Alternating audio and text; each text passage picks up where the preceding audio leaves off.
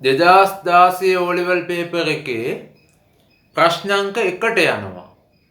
අනිවාර්ය ප්‍රශ්නය 2016 අවුරුද්ද කියන්නේ පරණ සිලබස් එක ඉවර වෙලා. ඒ කියන්නේ 2015න් පැරණි සිලබස් එක ඉවරයි. ඔයාලට මේ 2016 ඉඳන් තමයි අලුත් සිලබස් එක පටන් ගත්තේ. අන්නේ පටන් ගත්ත අවුරුද්දේ පළවෙනිම පේපර් එක තමයි මේ. දැන් ඔයාලට තියෙන පෙළ පොත් 2016 ඉඳන් තමයි ක්‍රියාත්මක වුනේ. ඔන්න ඒ 16 පටන් ගත්ත අවුරුද්දේ අලුත්ම සිලබස් එකේ පළවෙනිම පේපර් එක මේ.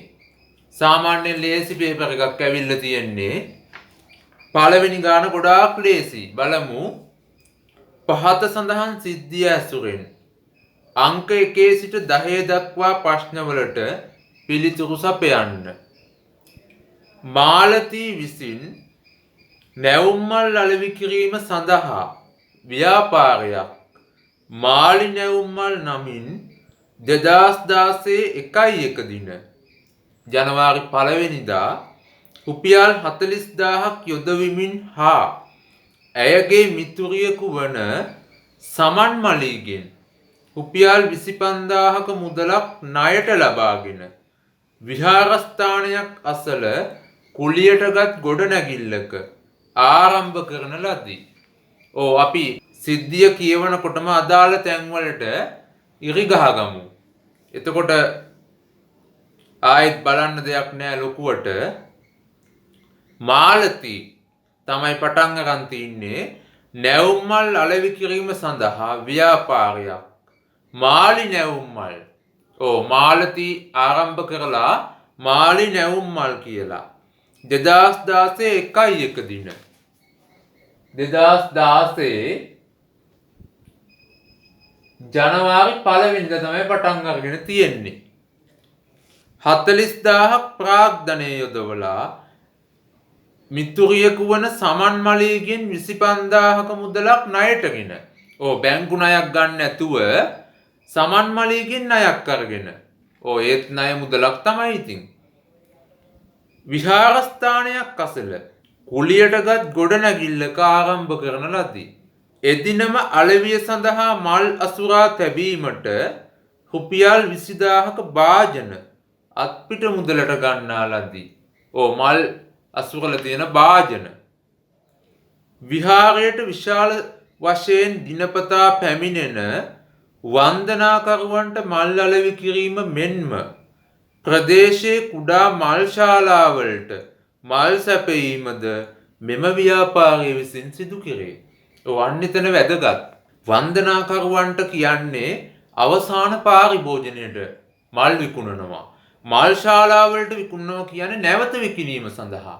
ඔන්න තොග හා සිල්ලර වලින් ප්‍රශ්නයක් ඇති. 2016 ජනවාරි මාසයේ සඳහා පහත තොරතුරු සපයා ඇත. ජනවාරි මාසයට දෙන්නේ ඔන්න 1/1/31 මාසෙකට තමයි විස්තර දෙන්නේ. ඔන්න බොහෝ විට එහෙම තමයි පළවෙනි ප්‍රශ්නේ දෙන්නේ. අත්පිට මුදලට මල් ගැනුම් 1,20,000යි. අත්පිට මුදලට කාර්යාල උපකරණ ගැනුම් 18,000යි. අත්පිට මුදලට මල් විකුණුම් 1,70,000යි. මේකේ ණයට විකුණලා නෑ වගේ. ණයට අරගෙනත් නෑ. ගෙවූ මාසික ණය පොලිය 250යි. ගෙවූ ගොඩනැගිලි කුලි 4,000යි. ගෙවූ මල් ප්‍රවාහන වියදම් 5,000යි. ගෙවිය යුතු විදුලි ගාස්තු 1000යි. ඔන්න ගෙවිය යුතු උපචිත. ගෙවූ වෙනත් වියදම් රුපියල් 8,000යි. 2016 1/31 දිනට ආයේ කියන්නේ ජනවාරි 31 ඉතිරි මල් තොග කිසිවක් නොමැත. ඒ කියන්නේ අවසාන දිනට තොගයක් නැහැලු. හරි. කාර්යාල උපකරණ සහ මල් අසුරා තැබීමේ භාජන වාර්ෂිකව 112 බැගින් සරල මාර්ග ක්‍රමයට ෂෙය කළේ. අන්න හයිලයිට් කරන්න වාර්ෂිකව. ඔන්න ෂෙය දෙන්නේ වාර්ෂිකව. අපි හදන්නේ මාසෙකට. ඔන්න පැටලෙන තැන. බලන්න 2016 2/1 දින. ඒ කියන්නේ පෙබරවාරි 1 වෙනිදා මෙන්න මෙහෙ. 2.1 ඊළඟ මාසේ සමන්මලී මෙම ව්‍යාපාරයට සම්බන්ධ වීමට කැමැති බව දැනුම් දී තිබූ අතර සමන්මලී කියන්නේ අර ණයගත් එක්කෙනා. ණය මුදල ගත්තේ එයා. මෙතෙක් කල කරගෙන ගියේ මාලතී විසින් තනියමනේ. දැන් සමනලී මෙම ව්‍යාපාරයට සම්බන්ධ වීමට කැමැතියි කියලා. ඇය විසින් ලබාගත් ණය මුදල ඇයගේ ප්‍රාග්ධනය ලෙස සලකන මෙන්ද දන්වා සිටීය. සමන්මලී දීපු ණය මුදල රුපියල් 25000 එයාගේ ප්‍රාග්ධනය කියලා හිතන්නලු. බලමු මාලතී එම ඉල්ලීම පිළිගෙන කැමති වෙලා ව්‍යාපාරයේ සමනලී නැවුම්මල් නමින් සමන්මලී සමග දිගටම පවත්වාගෙන යාමට තීරණය කරන ලදී. තාම පවත්වාගෙන ගිහිල්ලා නැහැ. සමන්මලිත් අරගෙන අලුත් නම සමනලී නැවුම්මල් කියලා දෙන්නත් එක්ක හවුල් ව්‍යාපාරයක් කරන්න තීරණය කරලා. තවද එදිනම ව්‍යාපාරයේ කටයුතු සඳහා සහායකයෙකුද බඳවා ගන්නා ලදී. ඒ කියන්නේ පෙබරවාරි ඊළඟ මාසෙ වෙන්න තියෙන එකක් තමයි මේ තීරණය කරලා තියෙන්නේ. හරි. හැමෝම ගාන කියවලා දැන් දල අදහසක් ගත්තා. ගානෙන් කියවෙන්නේ දැන් මාලතී තමයි ව්‍යාපාරය කරගෙන යන්නේ. ජනවාරි මාසෙ පුරාවටම මාලතී කරන්නේ තනි පුජ්‍යල ව්‍යාපාරයක්. පස්සේ ඊළඟ මාසෙ ඉඳන් තමයි සමන්මලී සම්බන්ධ කර ගැනීමට තීරණය වෙන්නේ. එතකොට තමයි හවුල් ව්‍යාපාරයක් වෙන්නේ. ඔන්න පටල ගන්න එපා. රෝමිලක්කම් 1 අයන්නෙන් අහනවා මාළි නැවුම්මල් ව්‍යාපාරය කුමන ව්‍යාපාර සංවිධාන වර්ගයකට අයත් වේද? මාළි නැවුම්මල් කියන්නේ මාලතීගේ ව්‍යාපාරය. ඒක තනි පුජ්‍යල ව්‍යාපාරයක්. තනි පුජ්‍යල ව්‍යාපාරයක්. නැත්තම් කේවල ස්වාමී. කේවල ස්වාමී. එහෙමත් නැත්තම් ඒක පුජ්‍යල. ඒක පුජ්‍යල. හේතුව තමයි අයිතිකරුවන් එක්කෙනා ඉන්නේ ඒ මාලතී නිසා. ආයන්න බලන්න මාළි නැවුම්මල් ව්‍යාපාරයේ දැකිය හැකි ව්‍යාපාර අවස්ථාවක් ලියන්න. අවස්ථා ඇති වෙන්නේ බාහිර පරිසරයෙන්. ව්‍යාපාර පරිසරයේ කොටස් දෙකයි අභ්‍යන්තර පරිසරය සහ බාහිර. අභ්‍යන්තර පරිසරයෙන් ඇති වෙන්නේ ශක්තියින් සහ දුර්වලතා. බාහිර පරිසරය අධ්‍යයනය කිරීම තුළින් අවස්ථා හා තර්ජන හඳුනා ගන්න පුළුවන්. මම දැන් ලොකුවට විස්තර කරන්න යන්නේ නැහැ. මෙතන අවස්ථාවක් කිව්වා විහාරස්ථානයක් අසල කුලියටගත් ගොඩනැගිල්ලක. පළවෙනි එක තමයි ව්‍යාපාරය. ව්‍යාපාරය විහාරස්ථානයක් අසල. විහාරස්ථානයක් අසල පිහිටා තිබීම. අන්න එක අවස්ථාවක්. තව එකක් තියෙනවා. දිනපතා විශාල වන්දනාකරුවන් සංඛ්‍යාවක් පැමිණීම. ඒකත් ගන්න පුළුවන්. දිනපතා විශාල වන්දනාකරුවන්. ඒ කියන්නේ මෙයාගේ පාරිභෝගිකයන්නේ ගනුදෙනුකරුවන් වැඩි කියන්නේ මෙයාට අවස්ථාවක්. වන්දනාකරුවන් සංඛ්‍යාවක් පැමිණීම. සංඛ්‍යාවක් පැමිණීම. ඔන්න ඔය දෙකෙන් ඕනම එකක් කියන්න පුළුවන්. එකයි අහලා තියෙන්නේ. දැන් බලන්න රෝමිලක්කම් 2. දෙකේ අයන්න.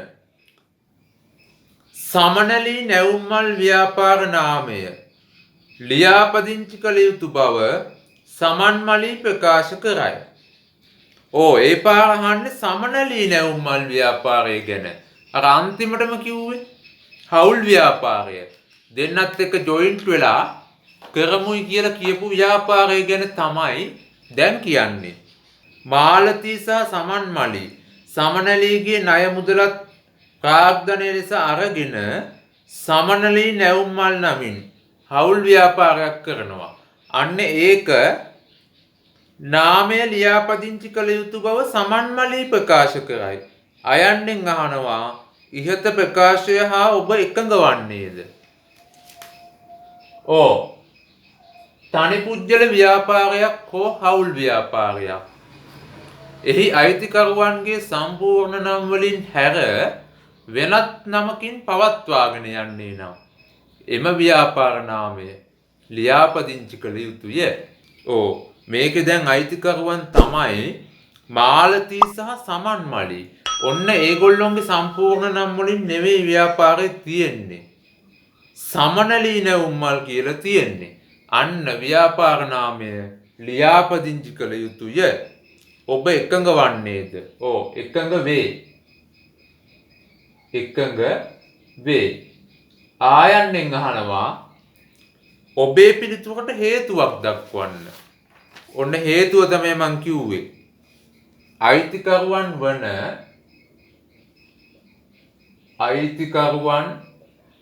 වන මාලතී සහ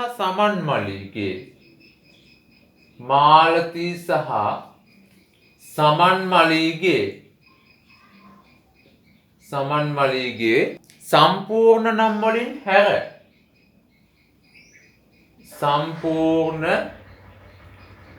වලින් හැර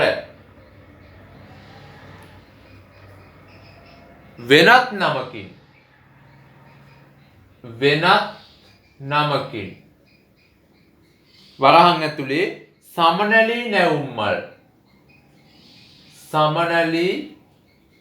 නැවුම් මල් ඔන්න දෙන්නගේම නමක් නෑනේ මේකේ. අයිතිකරුවන්ගේ සම්පූර්ණ නම් වලින් නෙමෙයි. සමනලී නැවුම් මල් ලෙස වරහන් වහන්න පවත්වාගෙන යන නිසා ඊළඟට හෝමි ලක්කන් 3ට යන් අපි. 3 අයන්නෙන් අහනවා මාලි නැවුම් ව්‍යාපාරය හා සැසඳීමේදී සමනලී නැවුම්මල් ව්‍යාපාරයේ දැකිය හැකි වාසියක් හා අවාසියක් ලියන්න. 3 අයන්න. මාලි නැවුම්මල් කියන්නේ මාලතීගේ ව්‍යාපාරය. ඒ කියන්නේ තනි පුජ්‍යල ව්‍යාපාරය. හා සැසඳීමේදී සමනලී නැවුම්මල් කියන්නේ සමන්මලිත් එකතු කරන හවුල් ව්‍යාපාරය. අන්න හවුල් ව්‍යාපාරය හා සැසඳීමේදී සමනලී නැවුම්මල් ව්‍යාපාරයේ දැකිය හැකි වාසියක් හා අවාසියක්. මෙතන අහන්නේ තනි පුජ්‍යල ව්‍යාපාරයකට සාපේක්ෂව හවුල් ව්‍යාපාරකමේ වාසි සහ අවාසි. කෙටියෙන්ම කිව්වොත් ඒක තමයි අහන්නේ. තනි පුජ්‍යල ව්‍යාපාර හා සසඳන කල හවුල් ව්‍යාපාරකමේ වාසි අහන්නේ. වාසි තමයි වගකීම සමන්මලී හා මාලතී අතර බෙදී යාම. සමන්මලී හා මාලතී අතර බෙදී යාම. තනියෙන් කරනවට වඩා හවුල් ව්‍යාපාරයක් කරාම වගකීම බෙදී යනවා. දෙවනි වාසිය වැඩි ප්‍රාග්ධනයක් රැස් කරගන්න පුළුවන්. වැඩි ප්‍රාග්ධනයක් රැස් කර ගත හැකිවීම. එකයි අහන්නේ. මන් 3ක් විතර ලියනවා. මාලතීගේ හා සමන්මලීගේ දක්ෂතා ප්‍රයෝජනයට ගත හැකිවීම. මාලතීගේ හා සමන්මලීගේ විවිධ දක්ෂතා තියෙනෝනේ. දක්ෂතා ප්‍රයෝජනයට ගත හැකිවීම.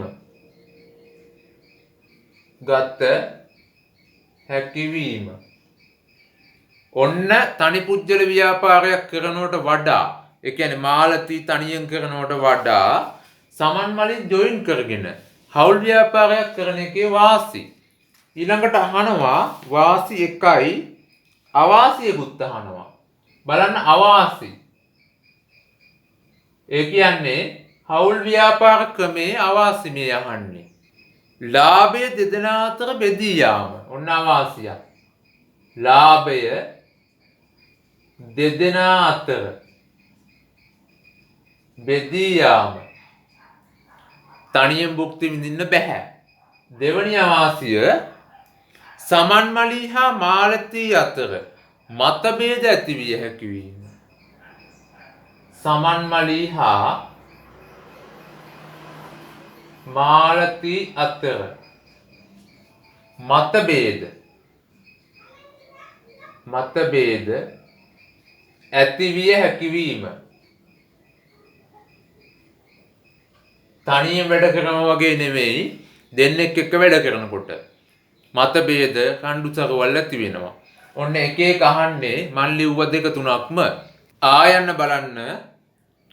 සමනලී නැවුම්මල් ව්‍යාපාරයට සහායකයෙකු බඳවා ගැනීම කුමන කළමනාකරණ කාර්යයට අයත් වේද අහනවා. සමනලී නැවුම්මල් කියන්නේ මාලතී සහ සමන්මලී දෙන්නත් එක්ක කරන ව්‍යාපාරය. මේ අන්තිමටම කියන එක.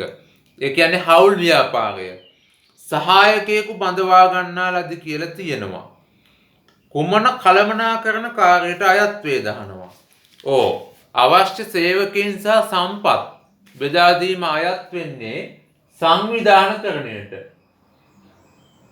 සංවිධානකරණය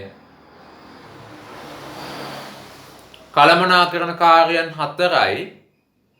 මම දැන් මෙතන විස්තර කරන්නේ නැහැ ඔක්කොම.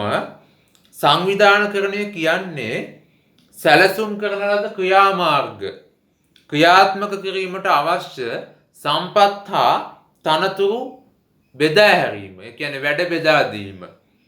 මෙතන ඒක තමයි වෙන්නේ. සංවිධානකරණයට තමයි අයිති වෙන්නේ. රෝමි ලක්කම් 4 බලන්න. සමනලී නැවුම්මල් ව්‍යාපාරය සිල්ලර වෙළඳාමේ මෙන්ම තොග වෙළඳාමේද යෙදේ. මෙම සිද්ධිය තුළ දැක්වෙන සිල්ලර වෙළඳාම සඳහා නිදසුනක් සහ තොග වෙළඳාම සඳහා නිදසුනක් බැගින් ලියන්න. අපි ගාන ප්‍රශ්න කියවනකොට මහුණා එක අහනවා උදාහරණ. සිල්ලර වෙළඳාමට මුලින් ලියමු. සිල්ලර වෙළඳාම කියලා ලියලා පොඩි එකක් ගහලා සිල්ලර වෙළඳාම උඩින් කියවුණා. විහාරයට විශාල වශයෙන් දිනපතා පැමිණෙන වන්දනාකරුවන්ට මල් අලෙවි කිරීම මෙන්ම ප්‍රදේශයේ මල් ශාලාවලට අන්න අවසාන පාරිභෝජනයට අලෙවි කරන්නේ වන්දනාකරුවන්ට.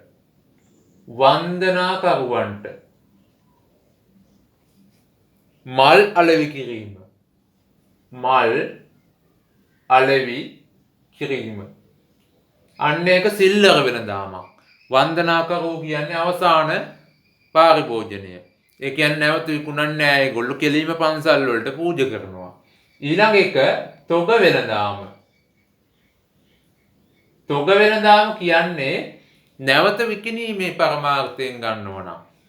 නැත්තම් නැවත විකිණීම සඳහා භාණ්ඩ හා සේවා විකිණීම. කුඩා මල් ශාලාවලට මල් සැපයීම. එතකොට මල් ශාලා කරන්නේ ආයෙත් මේ වෙන පාරිභෝගිකයන්ට මේ මල් විකුණනවා. ඒගොල්ලොන්ගේ පැකේජ් වලට දාලා. අන්න නැවත විකිණීම සඳහා තමයි එතකොට විකුණන්නේ. ඒක තොග වෙළඳාමක්. ඊළඟට රෝමි ලක්කම් 5 බලන්න. ඔන්න 5 ඉඳන් තමයි ගිණුම් කරණේ කොටස පටන් ගන්නෙ. ව්‍යාපාර අධ්‍යයනයෙන් ඉවරයි 4න්. 5 බලන්න. 2016 1 දිනට මාලි නැවුම්මල් ව්‍යාපාරයේ ගිණුම් කරන සමීකරණය අගයන් සමග ලියා දක්වන්න. 16 1 දිනට අහන්නේ ආරම්භක දිනට. ජනවාරි මාසය තුල සිදුවෙච්ච ගනුදෙනු දාන්න බෑ. එතකොට 1 දින වෙච්ච ටික විතරයි. අහන්නේ මාළි නැවුම් මල් ව්‍යාපාරයේ. මාලතීගකේ තනි පුජ්‍යල ව්‍යාපාරය තමයි අහන්නේ. බලමු. ගිණුම් කරන සමීකරණය. වත්කම් සමානයි හිමිකම් ධන වගකීම්. ඉඳ තියලා ලියා ගන්න. මොකද ඉලක්කම් ලියන්න ඕන නිසා. උඩ ඉඳන් කියවගෙන එන්න. 16 දින 40000ක් යොදවමින් හා අන්න ප්‍රාග්ධනයේ යොදවල තියෙනවා 40000ක්. වත්කම් වැඩි වෙනවා ප්‍රාග්ධනය නිසා. මුදල් හිමිකම වැඩි වෙනවා 40000ක්. ප්‍රාග්ධනය කියලා. මුදල් පොත හර ප්‍රාග්ධන ගිණුම බැර. මුදල් කියන වත්කම වැඩි වුණා. හිමිකමත් වැඩි වුණා. ධන ඊළඟට ඇයගේ මිතුරියෙකු වෙන සමන් මලීගෙන් 25000ක ණය මුදලක් ගන්නවා. ඔන්න. එතකොට වත්කම් වැඩි වෙනවා 25000කින්. මුදල් වගකීම් වැඩි වෙනවා 25000කින්. ඇයි ණය? බැංකු ණයක් ගන්නවා හා සමානයි. සමන් මලීගෙන් ගන්නවා කියන්නේ. ඔන්න මේ තමයි ණය. ණය නිසා වගකීම් වැඩි වුණා. ඊළඟට මේ පළවෙනිද වෙනේ ඔක්කොම අලවිය සඳහා මල් අසුරා තැබීමට 25000ක භාජනත් පිට මුදලට අන්න භාජන කියන්නේ මෙතන ස්ථාවර වත්කම්. මොකද යට කියනවා ෂෙයා කරන්න කියලා. මල් අසුරුම් භාජන වාර්ෂිකව 12%ක් ෂෙයා කරන්නලු. එතකොට සල්ලි ගෙවනවා. ඍණ 20000යි. මුදල් අඩු වෙනවා 20000ක්. මල් ඇසුරුම් භාජන කියන වත්කම වැඩි වෙනවා 20000ක්. මල් බඳුන් වත්කමක් අඩු වෙලා වත්කමක් වැඩි වුණා. මෙන්න එකම පැත්තේ බලපෑමක් නෑ තමයි. ඒ උනට දාන්න ඍණ 20000යි මුදල් මල් බඳුන් ධන 20000යි. හරි. එච්චරයි පළවෙනිදර වෙන ඒවා තියෙන්නේ. යට තියෙන ඒවා ගන්න බෑ. ඒවා ජනවාරි මාසේ පුරාම වෙන ඒවා. දැන් බලන්න එකතු කරලා සමීකරණය කොහොමද කියලා. ඔන්න ඔය ටික. වත්කම් පැත්ත බලන්න 20ට 20 කැපිලා යනවා. 40යි 25000යි කියන්නේ 65000යි. හිමිකම 40000යි. වගකීම 25000යි. හරිනේ? 40000යි 25000යි 65000යි දෙපැත්ත සමානයි. මෙන්න මේක තමයි අහන්නේ. ඔන්න ඔය සමීකරණයට තමයි ඔය ලකුණු දෙක දෙන්නේ. ලකුණු දෙකයි. ඊළඟට හෝමි ලක්කම් 6 බලන්න. 6න් අහනවා රුපියල් 18000ක කාර්යාල උපකරණ අත්පිට මුදලට ගැනීම. ගිණුම්ගත කිරීමට අදාළ ද්විත්ව සටහන ලියන්න. දෙනවා මේ ගනුදෙනු ඇතුලේ අත්පිට මුදලට කාර්යාල උපකරණ ගැනුම් කියලා. දෙවණියට දෙනවා බලන්න 18000යි. අන්න ද්විත්ව සටහන ලියන්නලු. බොහොම ලේසි. මුදලින් ගෙවන නිසා මුදල් පොත බැර වෙනවා. කාර්යාල උපකරණ ගිණුම හර වෙනවා. ලියන්න. කාර්යාල උපකරණ හර. කාර්යාල උපකරණ ගිණුම හර 18000යි. සල්ලි ගෙවන නිසා මුදල් පොත බැර. මුදල් පොත බැර 18000යි. කාර්යාල උපකරණ කියන්නේ වත්කමක්. වත්කම් වැඩිවීම හර. මුදල් පොත බැර කරේ මුදල් කියන්නේ වත්කමක්. ගෙවනකොට ඒ වත්කම අඩු වෙනවා. වත්කම් අඩුවීම බැර නිසා තමයි මුදල් පොත බැර කරේ. හරි එච්චරයි එකෙන් අහන්නේ. ලකුණු දෙකයි ඔකට. ලකුණු දෙකයි. රෝමි ලක්කම් 7 අයන්නට යනවා. මාළි නැවුම්මල් ව්‍යාපාරයේ පවත්වා ගත යුතු මූලික සටහන් පොත් එකක් ලියන්න. ඒ කියන්නේ මාලතීගේ ව්‍යාපාරය ගැන දැන් මේ දිගටම අහන්නේ. මූලික සටහන් පොත් දෙකක්. මුදලින් කරන ගෙවීම් සහ ලැබීම් තියෙන නිසා මුදල් පොත ගන්න පුළුවන්. මුදල් පොත. තව ගෙවිය යුතු විදුලි ගාස්තු ස්ථාවරවත්කම් ෂේවීම් තියෙනවා. අන්න පොදු ජර්නලය ගන්න පුළුවන්. පොදු ජර්නලය. ඔය දෙක තමයි තියෙන්නේ. දෙකයි යහන්නේ මුදල් පොතයි පොදු ජර්නලය ගන්න පුළුවන්. ආයන්න බලන්න 2016 ජනවාරි මාසයේ සඳහා කාර්යාල උපකරණ ෂෙයා ප්‍රමාණය කොපමණද? කාර්යාල උපකරණ ෂෙයා අහනවා. බලන්න කාර්යාල උපකරණ අත්පිට මුදලට ගැනුම් කියලා දෙනවා දෙවනියට රුපියල් 18000ක්. අන්න පිරිවැය 18000යි. වාර්ෂයටම ෂෙයා කරන්න කියලා කියනවා වාර්ෂිකව මෙන්න 12%ක්. ඊටාම වැදගත්. අවුරුද්දට 12යි ජනවාරි මාසයට අහන්නේ. ඔන්න එක මාසයකට 12න් එකයි. 18000 වැඩි කරන්න 12න් ඊට පස්සේ එන උත්තරේ 12න් බෙදන්න. 12න් එකකින් වැඩි කරනවා කියන්නේ ඒක. 18000ට 12ක් කියන්නේ කීයද බලන්න. 2160යි. අන්න ඒක 12න් බෙදන්න. 12න් එකකින් වැඩි කරනවා කියන්නේ 12න් බෙදනවා. 12 එකයි 21ට 12 එකයි. 9ක් ඉතුරුයි. 96ට 12 ඒවා 8යි. බිඳුවයි. 180යි යන්න. ඔන්න ජනවාරි මාසයේ ෂය 180යි. රුපියල් 180යි. ඔයාලට එහෙම බැරි නම් 18000 වැඩි කිරීම 100ට 12. ඔයාලට මෙහෙමනේ පුරුදු 100න් 12. එහෙම බලලා අන්තිමට එන උත්තරය 12න් බෙදන්න. ඒත් හරි. 180 වෙනවා. ඊළඟට බලන්න රෝම ඉලක්කම් 8.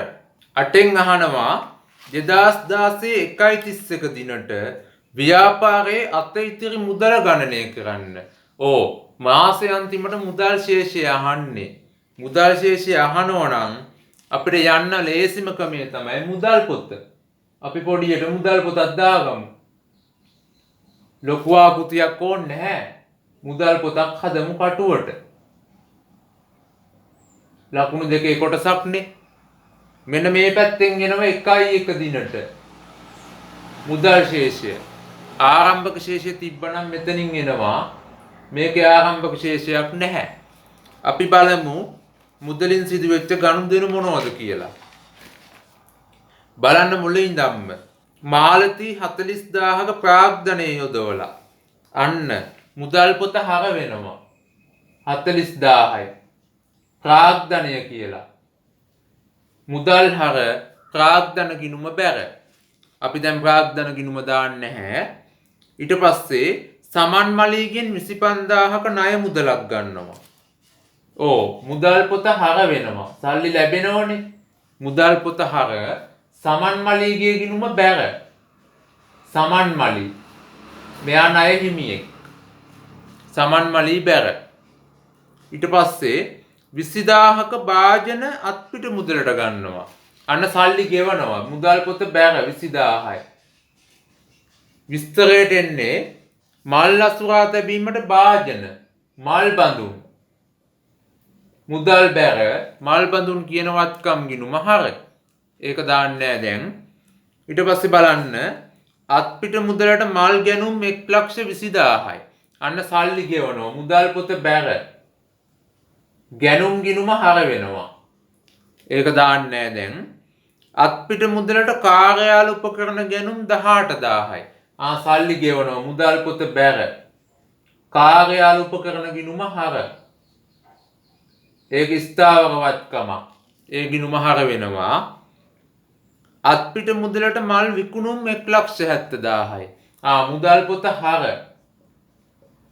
විකුණුම් අත්පිට විකුණුම් මුදල් හර විකුණුම් ගිණුම බැර. ගෙවූ මාසික ණය පොලිය 250යි. මුදල් පොත බැර ණය පොලිය ගෙවූ ගොඩනැගිලි කුලිය 4000යි. මුදල් බැර ගෙවනෝනේ. ගොඩනැගිලි කුලී ගිණුම හර වෙනවා. ගොඩනැගිලි කුලී. ගෙවූ මල් ප්‍රවාහන වියදම 5000යි. සල්ලි ගෙවනවා මුදල් පොත බැර 5000යි. මල් ප්‍රවාහන බලන්න ලකුණු දෙක උනාට කොච්චර හදන්න ඕනද? ඊළඟ එක ගෙවිය යුතු විදුලි ගාස්තුව 1000යි. ඒක මුදල් පොතට දාන්න බෑ. ඒක මුදලින් ගෙවල නැහැ. උපජිත ප්‍රමාණය තියෙන්නේ. ඒක දාන්න බෑ මෙතනට. අන්න ඒක ගත්තනම් වැරදි. ඒක ගන්න බෑ. ගෙවූ වෙනත් වියදම් 8000යි. මුදල් පොත බැර. වෙනත් වියදම්. මුදල් පොත බැර වෙනත් වියදම් ගිණුම හර. අපි ඒක දාන්නේ නැහැ දැන්. ඔන්න මුදල් ලැබීම් සහ ගෙවීම් මොච්චරයි තියෙන්නේ. අයිටම් වෙනවා 7ක් බැර පැත්තට. හර පැත්තට අයිටම් 3ක් එනවා. දැන් බලමු මුදල් පොත අපි තුලනය කරන්න. බලන්න මුදල් පොත. හර පැත්ත වැඩි බලන්න එකතුව 235000යි එකතුව. ඒක මේ පැත්තෙන් ලියන්න 235000යි. මෙන්න මෙතනින් එනවා වෙනස 1.31 පාගේ. මේ පැත්තෙන් 1.31 ඊගේ. බලන්න වෙනස 59750යි. 59750යි. ඔයගොල්ලෝ හදලා බලන්න.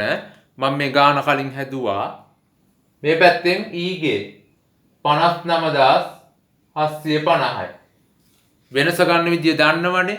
235000න් මේ සෙට් එකේම එකතු අඩු කරන්න. මේ වියදම් සෙට් එකේම එකතු අඩු කරාම එනවා 59750යි. ඔන්න ජනවාරි 31 දිනට මුදල් ශේෂය. ඕක තමයි අපෙන් අහන්නේ.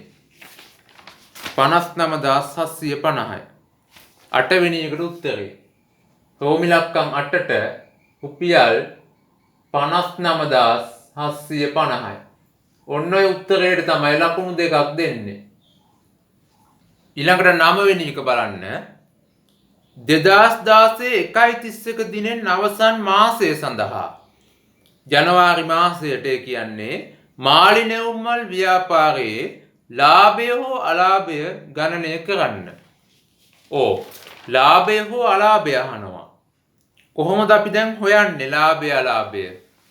ඔයාලා දන්නවා ලාභය හෝ අලාභය හොයන්නේ ලාභ හෝ අලාභ ප්‍රකාශනයෙන්. එහෙම තමයි හොයන්න වෙන්නේ. අපි දැන් මුළු ප්‍රකාශනයම දාන්නේ නැහැ. කටුවට ප්‍රකාශනයෙන් කෑල්ලක් දාමු. පොඩියට දාමු. ලොකුවට දාන්න වෙලාවක් නැහැනේ. බලන්න. උඩින්ම තියෙනවා විකුණුම්. අඩු කළා විකුණුම් පිරිවැය. විකුණුම් පිරිවැය. විකුණුම් පිරිවැය හැදෙන්නේ ආරම්භක තොගය. ආරම්භක තොගයට එකතු කරන්න ගැනුම්. ගෙනීමේ කුලිමුකුත් මේවයි නැහැ. රූලක් කරලා අඩු කරන්න අවසන් තොගය. අඩු කළා අවසන් තොගය. අනවරහන් ඔන්නෙන උත්තරේ විකුණුම් පිරිවැය. ඊළඟට දල ලාභය. ධන වෙනත් ආදායම්.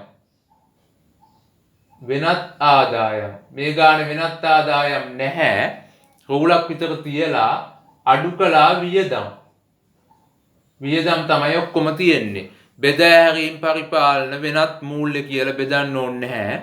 ඒව බෙදන්න ඕනේ නැහැ මෙතන පොඩි ගාණක් නිසා. හරි. අපි දැන් බලමු විකුණුම් කීයද කියලා. මේ ගානේ විකුණුම් දෙනවා අත්පිට මුදලට මල් විකුණුම්.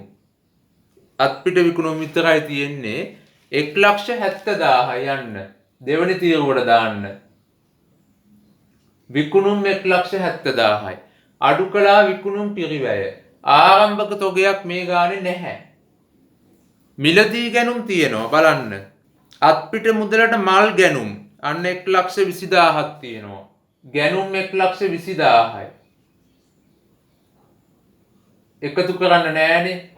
ආරම්භක තොගේ නෑ උත්තරේ 1,20,000ම තමයි. අවසාන තොගයකුත් නෑ මේකේ. යටින් කියනවා 16 දිනට ඉතිරි මල් තොග කිසිවක් නොමැත. ඒ කියන්නේ අවසන් තොග නෑ. විකුණුම් පිරිවැය වෙන්නෙත් 1,20,000ම තමයි. ඔන්න. විකුණුම් පිරිවැය වෙන්නෙත් 1,20,000යි. ඒ කියන්නේ ගැනුම් වටිනාකමම තමයි. අඩු කළා විකුණුම් පිරිවැය නිසා වරහන් විකුණුම් තියෙනවා 1,70,000ක්. විකුණුම් පිරිවැය 1,20,000යි. ඔන්න දල ලාභය එනවා බලන්න අඩු කරලා. රුපියල් 50,000යි දල ලාභය. වෙනත් ආදායම් නැහැ. බලන්න වියදම්. වියදම් පල්ලෙහා දෙනවා. ගෙව් මාසික ණය පොලිය 250යි. ඔන්න ණය පොලිය දෙනවා 250. ණය පොලිය 250යි. දැන් මෙතන මාසෙකට අදාළ ඒවා තමයි ගන්න ඕන ඔක්කොම. ඊළඟට ගොඩනැගිලි කුලිය 4,000යි. ඒකත් වියදමක්. ගොඩනැගිලි කුලිය 4,000යි. ඊළඟට මල් ප්‍රවාහන වියදම් 5,000යි. මල් ප්‍රවාහන වියදම් 5,000යි. ඊළඟට ගෙවිය යුතු විදුලි ගාස්තු 1000යි. අන්න ඒක ගන්න ඕන දැන්. මොකද ලාභ හෝ අලාභ ප්‍රකාශනය හදන්නේ උපචිත පදනම අනුව. ලාභය හොයන්නේ උපචිත පදනම අනුව. අන්න ගැළපීමක් කළ යුතුයි.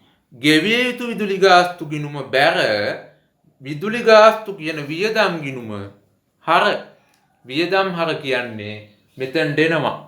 අන්න විදුලි ගාස්තු මෙතෙන්ට එනවා. රුපියල් 1000යි. ගෙවිය යුතු විදුලි ගාස්තු කියන්නේ වගකීම් ගිණුමක්. ඒ කියන්නේ මූල්‍ය තත්ත්ව ප්‍රකාශනයට. අපිට මෙතෙන්ට ඕන විදුලි ගාස්තු කියන වියදම් ගිණුම. ඊළඟට වෙනත් වියදම් තියෙනවා 8,000යි. වෙනත් වියදම් 8,000යි. ඔන්න බලන්න ගාන පොඩි වුණාට. ඉවරයිනේ වියදම්. නෑ වියදම් ඉවර නෑ. ඇයි ෂෙය? අපි ෂෙය උඩ හෙව්වේ. ෂෙය ගන්න ඕන අනිවාර්යෙන්. කාර්යාල උපකරණ ෂෙය. අමතක කරන්න බෑ. කාර්යාල උපකරණ ෂෙය. අපි උඩ හෙව්වා මාසයකට අදාළ ෂෙය ප්‍රමාණය. රුපියල් 180යි යන්න. මාසයකට අදාළ ෂෙය ප්‍රමාණය හෙව්වා. ඒක ගන්න ඕන. ඒක ගත්තේ 18,000ට 112යි. ඒ වගේ මාසයයි. අන්න එහෙම ගත්තේ මේ 18,000 වැඩි කිරීම 112 වැඩි කිරීම 12න් එක. එහෙම තමයි ආවේ. තව මෙතනට දාන්න ඕන මල් බඳුන් ෂෙය. මල් බඳුන් ෂෙයක් දාන්න ඕන. මල් බඳුන් ෂෙය. ඇයි මල් බඳුන් කියන්නේත් අපේ ස්ථාවරවත්කම. උඩින් දෙනවා රුපියල් 20,000ක මල් බඳුන් මිලදීගෙන. අන්න මල් බඳුන් වල වටිනාකම 20,000යි. ෂෙය කරනවා 12ක් අවුරුද්දකට. අන්න 12න් එකයි මාසෙකට. ඔන්න මම මෙතනින් හදලා පෙන්නනවා. මල් බඳුන් ෂෙය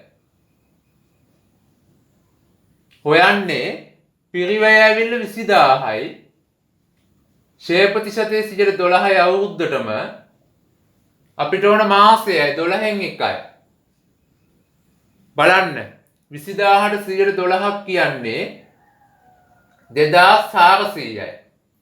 අන්න ඒක 12න් බෙදන්න. එතකොට එනවා මාසෙකට. අන්න රුපියල් 200යි.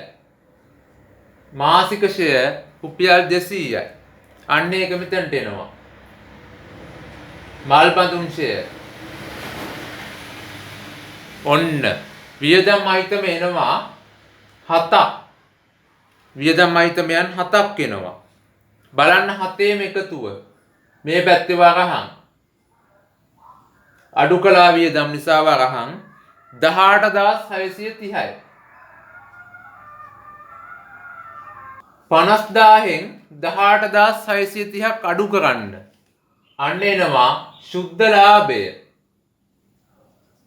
සුද්ධ ලාභය.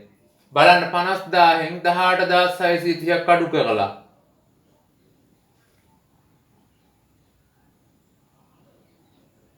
රුපියල් 31,370යි. අන්න සුද්ධ ලාභය 31,370යි. රෝමි ලක්කන් 9න් අහන්නේ ඕක. ඔන්න 9ට උත්තරේ රුපියල් 31,370යි. සුද්ධ ලාභය. සුද්ධ ලාභය. මෙන්න මේකට ලකුණු දෙකයි. ලකුණු දෙක හම්බෙන්නේ ඕකට. ඊළඟට බලන්න අවසාන එක. රෝමි ලක්කන් 10 අයන්න 2016 1.31 දිනට මාලි නැවුම්මල් ව්‍යාපාරයේ හිමිකම කොපමණද?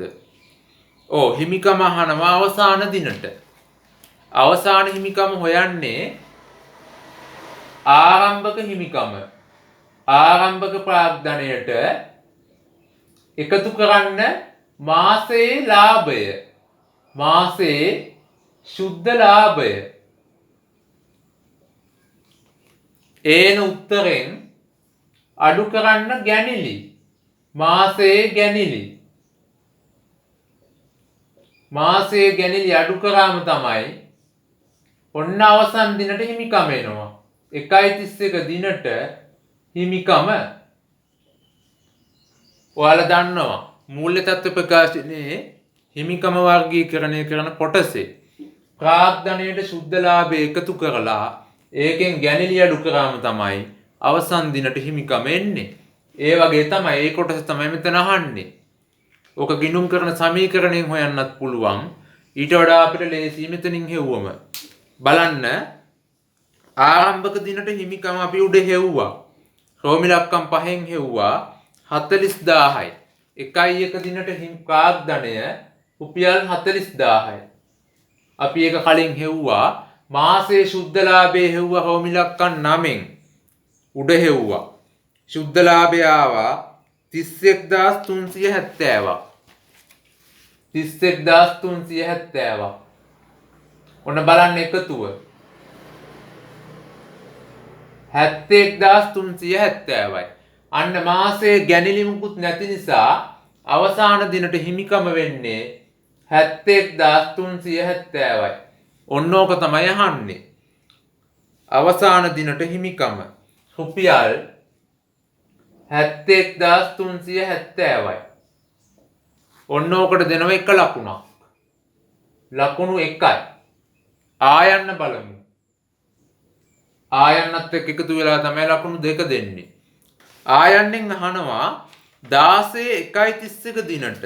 ඒ කියන්නේ ජනවාරි 31 දිනට මාලි නැවුම්මල් ව්‍යාපාරයේ මූල්‍ය තත්ත්ව ප්‍රකාශනයේ දැක්වෙන ජංගම නොවන වත්කම් අයිටම් දෙකක් ලියන්න. ජංගම නොවන වත්කම් අයිටම් දෙකක් මේක තියෙනවා.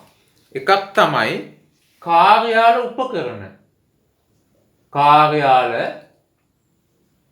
උපකරණ. හැබැයි මෙතන වටිනාකම අහන්නේ නැහැ. ඒක නිසා ඔයාලට ප්‍රශ්නයක් නැහැ. කාර්යාල උපකරණ. අනිත් එක තමයි මල් බඳුන්. ඒ මල් බඳුනුත් තියෙනවනේ මේකේ. මල් බඳුන්. ඔන්න ඔය දෙක තමයි අපි ෂෙයා කරේ. ජංගම නොවන වත්කමක් නිසා තමයි අපි මේවා ෂෙයා කරේ. ඔන්න ඔය දෙකටම ලකුණයි. අන්න එහෙමයි ලකුණු දෙක හැදෙන්නේ.